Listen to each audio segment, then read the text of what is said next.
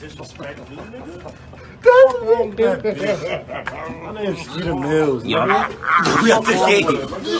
Say this one time and one time only. I only like light-skinned women. If you black and you black as hell, you blacker than my shirt, we gonna treat you like Survivor. You gonna be kicked off the island. You don't want to leave, we gonna drag you out. We don't want no dark-skinned woman on this campaign, this ship. We gonna drag you out. We gonna treat you like Survivor. We gonna drag these dark-skinned women out. We gonna drag them by their nappy-headed weaves. We gonna kick them off the island. Yeah, treat these dark-skinned women like Survivor. You know what I'm saying? We gonna vote you off. Light-skinned women are better. They look better. They smell better. We don't want no...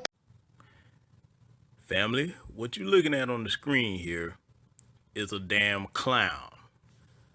A buck-broken, weak spine, cowardly bag of dog shit. Just like that piece of shit that you just heard describing dark-skinned black women in the way that he described them. And when you look at his little moist-looking ass, these motherfuckers, let me make this clear to my sisters out here. These motherfuckers are not of the warrior class. They are not of the black warrior class that is considered to be addressed by the honorable earned title of black manhood, especially foundational black Americans. Let's get that clear. Y'all knew I was gonna go in on this as soon as I saw it and had time to go ahead and address this. This son of a bitch lives in Harlem. They've been on his ass on social media, but it just came to my attention a couple of days ago. First of all, before I really get into what I need to say here, take a look at what this motherfucker is wearing. You got your little fruity colors on. You got your ripped jeans on. Your little clown shoes with these colors. Black men who are about business, even young black men, because I know that the styles and times are different from my generation. I'm a Gen Xer. They don't even dress like that. This is a fucking joke, okay? And I'm pointing that out for you sisters that think this shit is trendy or cool or fashionable, or you attracted to this kind of shit. For you younger sisters, or even some of you older sisters that think this shit is supposed to be in. When a man picks his attire, because I'm gonna go in on him about what he did. I'm gonna tie all that together. I want y'all to listen, pay attention, and learn something. When a man chooses to display himself to the world in his attire, that is a statement about the type of character of man that he is. Do you understand what I'm telling you? A motherfucker that's always joking. A motherfucker that's a coward. A motherfucker that ain't really got nothing going on in life. That's how they dress. Like this. That's how they dress. This motherfucker is telling you he ain't about shit by his attire. This is a fucking clown. That's what he's communicating to the world. So when you see this, and for whatever reason as a woman you attracted to it, that's what you're choosing. You choosing a motherfucker that most definitely has a problem with his temper. A motherfucker that looks down on you and only sees you as in a utilitarian sense.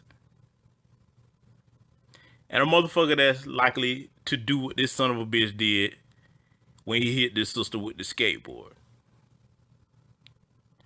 The fact of what I just said, that's something that most black men that were raised in decent households, that shit don't even come to mind. Because see, let me go ahead and tell you something about being down here in the South, especially in the state of Georgia.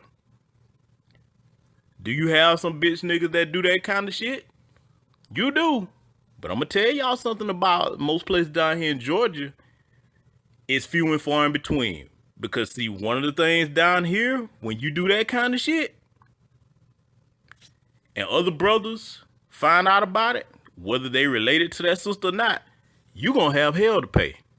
We gonna put hands and feet on your ass, and sometimes it may go further than that. Oh yeah, I said it. Cause see, we don't respect bitch-made niggas down here. This bastard is from Harlem, and to all my Harlem people, for the few parts that are still black, because it's being gentrified to hell. I'm talking to matter of fact, fuck that. I'm talking to my solid New York players. Y'all gotta tighten up on these motherfuckers. Because this son of a bitch ain't a foundation of black America more than likely. He's not. He's not. We gonna get to that too. We gonna get to that definitely. Y'all gonna have to crack down on these motherfuckers, man. Cause see, we not gonna hold them L's for bitch-made niggas that are not a part of the black male warrior class, whether you foundational black American or not. See, the reason why I'm bringing that up, a lot of times when these motherfuckers come over here and do that kind of shit, they want to say the black men, as if all black men are doing that shit. Nah, motherfucker, y'all gonna hold them L's. If that's y'all people doing that shit, you gonna hold them L's. And that being said, for the motherfuckers that are in the foundational black American class that do that shit, we gonna ride on your ass too. See, we gonna clean up the trash in black society. This channel is gonna be one place that does its part to address that and take it upon myself to be a part of doing that. We're gonna make some distinctions. We're not gonna put all the trash in with other brothers that's out here putting in work, boots on the ground, and actually respect our sisters and respect ourselves. We're not gonna do that. So when I hear sisters talking about black men this, black men that, you make distinctions. This motherfucker don't represent black men. This is not a black man. That's a bitch. And I'm not saying a bitch as far as pertains to women. I'm saying a bitch as far as pertains to a motherfucker that isn't about shit in life, period. That's what I'm saying when I say bitch. Look at this motherfucker, man. Let me tell you something, man. And I'm talking to you sisters out here. If you look at something like this, for whatever reason, you figure this is something you supposed to get with. See, before you even knew what he did or not with the skateboard, what the fuck is this to be attracted to? You stop and let that think in. This motherfucker ain't about no business. You dress like a goddamn clown. You a grown ass man and you putting on this kind of shit like you a damn kid. Like you fill out your goddamn closet. I'm gonna say it again. A man's attire is indicative of the character of man he is. We don't run around doing this kind of shit. Now, if you are going to a particular activity like working out at a gym, so to speak, okay, you dress accordingly for that. If you're going to play basketball, you dress accordingly for that. But just walking around every day like this, like a fucking clown, you better know that motherfucker ain't worth you talking to. Let me go ahead and go deeper with it. These punk bitches that do the shit that he did when he hit that sister with that skateboard, these are the motherfuckers that if y'all get into a situation, and let's just say this bastard is somebody that you dating, they gonna be the first one to take off running if it's any other male threat, because they ain't gonna fight no men. See, that's the thing. They won't fight men. They'll do all kind of shit to women. And the fuck boys that co-sign them. See, fuck boys hang around other fuck boys. Same thing applies for the women that do fucked up shit. Whether you a bed buck or a bed wench, you hang with your own kind. The motherfucker that was sitting there laughing when he did that shit, they the same. They the same. Cause see, I'm gonna tell you how that would have went if he'd have did that shit down here where I'm from. You would have did it. Especially if you would have got fact of business. He wouldn't have got a chance to do it knowing the type of brothers that I'm around and down here in the South the way we are about sisters and you putting your hands on them for no reason. I'm talking about ain't no life or death situation where she trying to kill you, you trying to defend yourself. Just gonna haul off and hit a woman with your hand, let alone a damn object like a skateboard. When we would have saw her getting ready to swing at her, niggas would have been off that porch or whatever they was sitting on and on his motherfucking ass. We'd have stomped his ass into a paste stain on the damn concrete. That's what would have happened down here where I'm from. Little bitch made clown. See, these are the motherfuckers that you be wishing you could catch and shoot fair one with, man. Come and tell you, back when I was in school, man, you the dudes that tried that shit, Hey, they had to leave. They couldn't come back. We had a code as young black boys that we didn't allow that shit. We just didn't. Nah, dog. You gonna fight this chick, then you finna fight some men. You finna fight some males, so to speak. That's what you gonna have to do where I'm from. And see, I'm gonna put him out here because they already got him circulating, but I want to make sure y'all know who this motherfucker is. Rodney Moultrie is his name. And he fucked around and did some shit. Now, they say he deleted this Instagram of his. But as you can see, the dumbass put his number up here and his email address. So, yeah, for any of y'all that want that, there it is. I mean, it's already floating around, so I don't want to hear shit about, oh, he doxed him. No, motherfucker. When you put something on social media and make it public, that's not doxing. I damn sure don't need to do that to nobody, but I'm just saying, when you put it on social media and it's public, it ain't doxing if anybody can access it. So since it's already there, hey, that's him. The motherfucker probably done changed his number and all that shit by now, but yeah, here he is. Cause see, when you do shit like that, you bitch made clown. Don't go try to hide. Stand on your shit. See, cause I know down here, if you was in Georgia, in any city down here, pretty much, where it's predominantly black, and you pull that shit, first of all, her family gonna be on your ass. And then anybody that see that down here, oh man, you liable to get knocked out at a McDonald's. You liable to get pulled up on, man, in the mall. Shit, leaving church. Wherever you at, somebody gonna get with your ass. You can't do that down here. I promise you can't. I promise you can't. See, these little bitch made niggas that's up there in these cities where the code is different. Man, y'all better not ever come down south, man. You better not ever come down here. And that being said, speaking of this, I got to get on this story right here. We got to cover this. This is very important. We have to talk about our sister here, and I know what y'all saying. She's Nigerian American, but that's a black woman. She's our sister. Oluwatoyin Salau. She didn't deserve to die that way, but we got to go over some things because they say they arrested the son of a bitch that's responsible. I'm going to read this article to y'all, and then I'm going to give you my thoughts on a couple of things that will help keep sisters safe out here. And as you see, the article reads, this is in Tallahassee, Florida. As the community continues to mourn the deaths of two women, activists and celebrities took to social media to advocate for justice. The bodies of Oluwatoyin Salau, who was only 19, and Victoria Vicky Sims, 75, it was a white lady, if I'm not mistaken, were found Saturday at the same location in Tallahassee after police used GPS to track Sims' cell phone. It is unclear whether or not the women knew each other before their deaths. Aaron Glee Jr., the son of a bitch that's responsible for this apparently, was arrested Sunday in Orlando, Florida area hours after the women's bodies were discovered inside and near his home, according to court records released Tuesday. He was charged with felony murder and kidnapping. Two petitions have received nearly 400,000 signatures. One of them, created by Hannah Bangura of New York, was aimed at Tallahassee Police Department and Florida Governor Ron DeSantis to further investigate Salau's death. It has gone viral as celebrities, including Academy Award winner and former NFL wide receiver Matthew Cherry and rapper Young Baby Tate, have shared them on Twitter. Senator Kamala Harris and actress Alyssa Milano, both of them are just in this for publicity. They don't give a fuck about black people or black women. Let's just go ahead and get that out of the way about those two.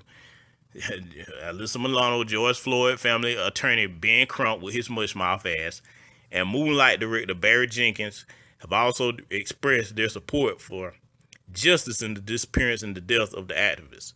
Salau was reported missing June 6th and Sims was reported missing June 11th. It is unknown exactly when they died. Okay. Salau was an activist who was found dead that Saturday night that it happened. She was affiliated with the Movement 850, which describes itself as student leaders and community residents working together to demand justice and policy change for police reform in Tallahassee. She spoke at recent protests and spent her final days carrying signs that pleaded for justice in the wake of Black Lives Lost. Those lives may be lost, but we cannot be scared, Salau said last month during a protest in front of the Tallahassee Police Department. You are angry and it's okay to be angry. In a series of tweets that were sent on the afternoon of June 6th, Salau talked about a man who molested her earlier that day. She said that the man offered her a ride back to a church where she had been staying. On June 9th, Tallahassee police posted on social media a missing persons flyer for Salau saying she was last seen June 6th in that area about a quarter mile from where she tweeted she was picked up for a ride and later sexually assaulted. Meanwhile, the Kearney Center, a homeless shelter, reported that Salau sought help June 8th and was given phone numbers for people who could directly help her seek emergency shelter. They have no record of her trying to get in touch with those case managers. Okay, now it's going to describe a little bit about who Vicky Sims was, the older white lady that was also found murdered at this bastard's home. Police say Sims was last seen June 11th. Police reported her missing June 13th after a neighbor went to check on Sims and found the front door to her apartment ajar. Her home is about a mile from the area Salau said she was sexually assaulted. Officers found her home ransacked, burglarizing her car missing. Police confirmed in an update Tuesday, friends and family mentioned she occasionally gave rides to a man named Aaron who lived on Monday Road. Sims was a retired state worker, grandmother, and volunteer who was well known for her work in local Democratic politics. In a statement released Sunday, Dave Bruns, spokesman for AARP, said Vicky worked tirelessly to improve the lives of others as a dedicated advocate for older Americans, a committed volunteer for AARP, Second Harvest Food Bank of the Big Bend, and other community causes, a devoted mother and grandmother, and a passionate, fully engaged citizen helping our nation to achieve its highest ideals. Okay.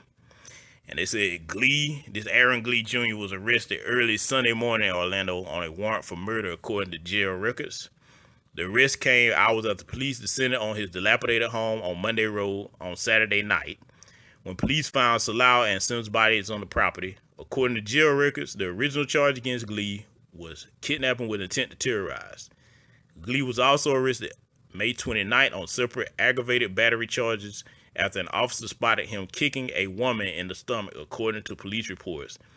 After the woman told police she had rejected a sexual advance from Glee, who had become angry, the victim in that case was neither Sims or Salau. Salau's description of the alleged abuser that she posted to Twitter and provided the police before disappearing doesn't match Glee Jr. Okay. And they're showing here about the cell phone trace. It said court documents released Tuesday say police ran a trace on Sims' phone. When they arrived at Glee Jr.'s house, they found Sims' white Toyota stuck in mud. It appeared as though the driver was attempting to drive north of the stopping location but was unsuccessful. Court documents say there was a white sheet covering the rear of the vehicle, including a license plate. The license plate was bent upward, as though attempting to conceal the vehicle's identity. Officers knocked on the door, but no one answered. Concerned Sims was inside and in danger, they broke in. They found Sims' body in the bedroom, covered with a white blanket that was soaked with blood. Her wrists and ankles were bound behind her back, according to the probable cause affidavit. Officers and a police dog found Salau's body covered in leaves about 200 feet northeast of the house. Glee is being held in the Orange County Jail in Orlando. It's not clear when he will be transported to Tallahassee for his first court appearance. Man, listen. We got to go ahead and break this down. Again, let me say condolences to the sister's family here. Both of the women, even though one of the sisters was white, one of them was a white woman, 75-year-old Vicky Sims.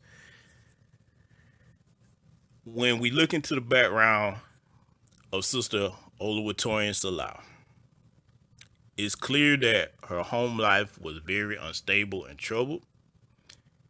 It's reports that she might have been being molested or sexually assaulted by a family member, possibly a brother of hers.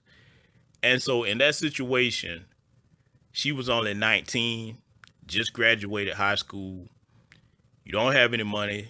Your life's a living hell at home. So apparently this sister had to leave. Because, I mean, you have to get out of that situation. That's a human thing to do. Unfortunately, the world that we live in today is a cold-hearted place. Which is why in my city and wherever I go, if I'm able to help someone, I do so without expecting anything in return other than one thing.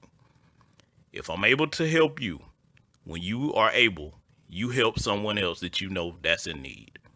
That's the only thing I charge people. If I'm able to help you out of a difficult situation, I've helped many sisters out of these kinds of situations.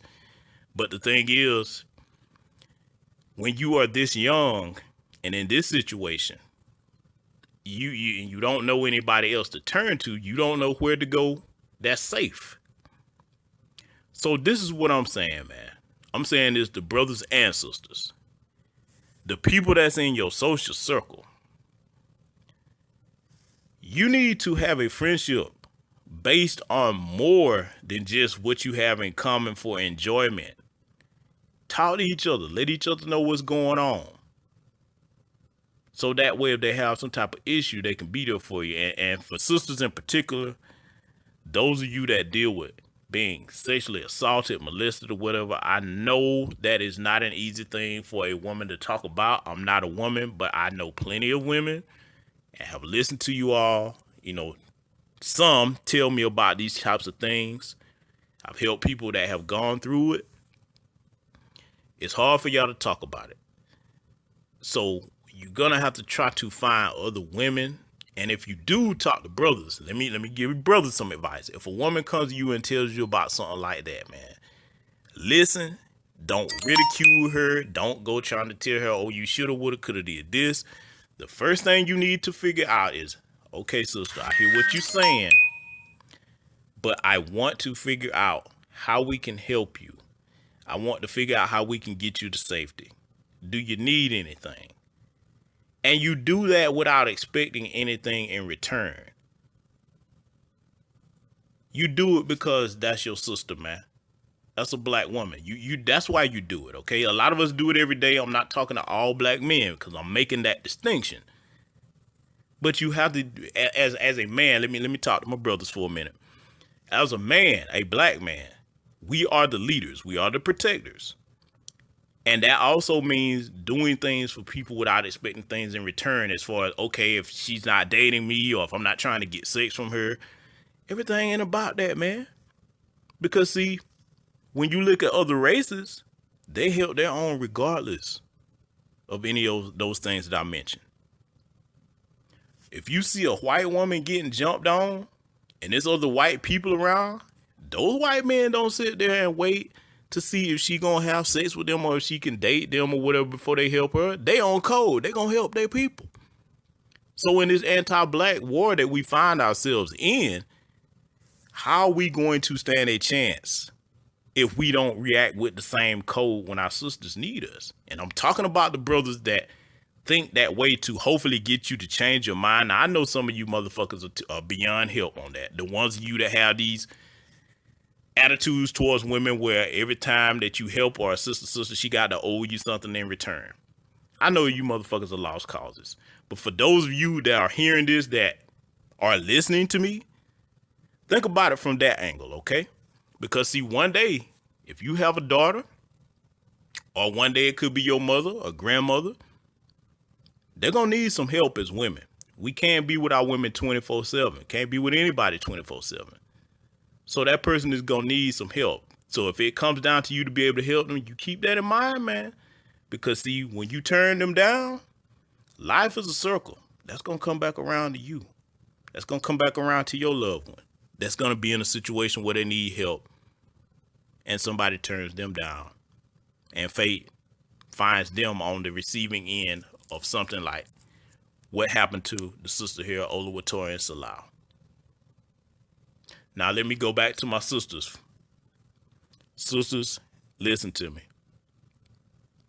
When you out here in this world, whether it's a protest or wherever you at, I am a huge advocate for teaching black women how to defend themselves, and making sure that if you don't know how to operate a firearm, there are other personal protection weapons that I feel all sisters should keep on them. A lot of you know I've shared these things with you. That's why I always leave links in the description box of where you can get protective equipment, and I will do so in this video. Keep those things on you that are easily accessible out of a purse. Some of these things have holsters, like certain types of mace. Okay. Hell, brass knuckles. Some are even electrified brass knuckles. Hell, I own a pair myself. Shit, I keep more gadgets on me than Batman. A lot of people that know me often joke, you know. And I'm saying these things because things like retractable batons that are easily concealable and able to carry, you always want to have a backup of self-defense just in case you don't know how to operate a firearm or you can't carry one open carry in your state. You always have to think about life from the perspective, especially if you black in America. I'm not talking about other women. I'm talking about black women. We are at war and we are targeted as black people as a whole. And unfortunately, being that you are the weaker of the species and the gender, they're going to target you the most. And unfortunately, sometimes that's these fuck boys out here that I am making a clear distinction between, just like that bastard I just mentioned that hit that sister with that skateboard. I can't wait till somebody catch up with him and put hands on his bitch ass. And this son of a bitch that killed this sister here, I hope he get everything he got coming to him. Because see, one thing I do know, when you go inside, I don't have a criminal record. But I've had family members that have done time, friends that have done time. I know law enforcement officers that have been correctional officers. One thing they don't like is motherfuckers that do shit to women. When you go inside of a prison or a jail, you let people find out that's what you in there for, especially if you molested a child or anybody, or you gonna catch hell. So he gonna get what's coming to him. I just regret that this sister was in a situation where she found herself relying on the goodwill and kindness of people in the world that would take advantage of her. We're going to have to do better about this. We can't have this happening. Nah, she's Nigerian American, but like I said, I see a black woman. That's all I see. She didn't deserve that, man. So to my brothers out here, man, I know a lot of y'all doing it every day, but we going to have to get to a point where we start advising our sisters on how to protect themselves. I mean, if you got a couple of homegirls, man, your girlfriend, especially your girlfriend or your wife, pull them to the side, be like, hey, look, turn off that love and hip hop, turn off that bullshit, get these boxing gloves. Come on, let's go. Go ahead and get pads, whatever pads they need for protection. Come on, let's go. You got to learn how to defend yourself. Come on, we got to learn how to shoot this gun today. I got to teach you how to use these brass knuckles. I got to teach you how to use these batons. Teach these women how to defend themselves. She need to be in that gym with you, knowing what her endurance level is. Now, it's not going to be the same as a man. I'm not saying that, but I'm saying you can teach these sisters how to defend themselves where if they're in these situations, they're not just helpless. They're able to do something to save their lives.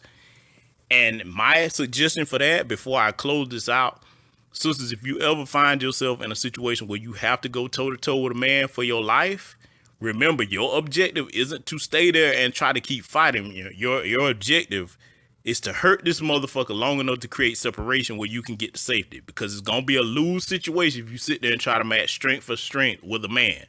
If you gouge that motherfucker's eyes out or whatever you do that creates separation, that's your chance to bounce, okay? Don't sit there be trying to call yourself trying to be fighting with no man going toe-to-toe with her. I've seen a lot of that happen where sisters let their emotions get the best of them. You have to remember, you're not as strong as us. This isn't anything chauvinistic. For those of you listening that are adult enough, you can tell I'm not coming from that angle. I'm talking about being safe. So that being said, brothers, make sure you put this at the forefront of situations with the women that you're around. We have to teach them how to defend themselves, man. We have to. That is our responsibility. And sisters, for the brothers that are trying to get you up on game how to do that, listen to us. Listen to us. Listen to us. A lot of y'all had an attitude where can't nobody tell you nothing, but we looking at reality right here today. Cause see, even with training, even with carrying ourselves a certain way, we seen we can be in our own homes and be killed. Look what happened to Botham John. Ray Soldier talking about she tired, thought that was her place, came in and shot this brother in his own home. Look what happened to our sister Breonna Taylor. They didn't have nothing to do with either one of the situations that these cops were talking about, and they murdered that sister in her own home.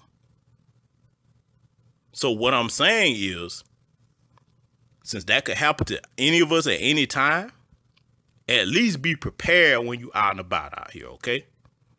So I'm going to close this by saying, today, after you listen to this, talk to your friends. Pull them to the side, man. I mean, say, hey, look, is there anything you need to talk to somebody about that you feel like you've been trying to figure out how to say it to somebody? Pull them to the side, be like, hey, I'm going to be that person. Tell me. That's going to stay between us. Do you need some help? Because, see, a lot of times people need help, and you wouldn't know it. You wouldn't know it. A lot of people just keep stuff bottled up, man. Especially black men. Because, I mean, hey, you know, we feel like, hey, it is our duty to be the stronghold and the vanguard and protectors of our people. But it's worse for sisters because y'all will try to hold that shit in and try to figure it out on your own, and it ends up costing you. So, in closing, I'm going to say this. Take care of each other, black family. We all we got. We all we got out here. There's nobody else. We have to take care of us. That being said, I will see you all in future content. Black first, stay safe.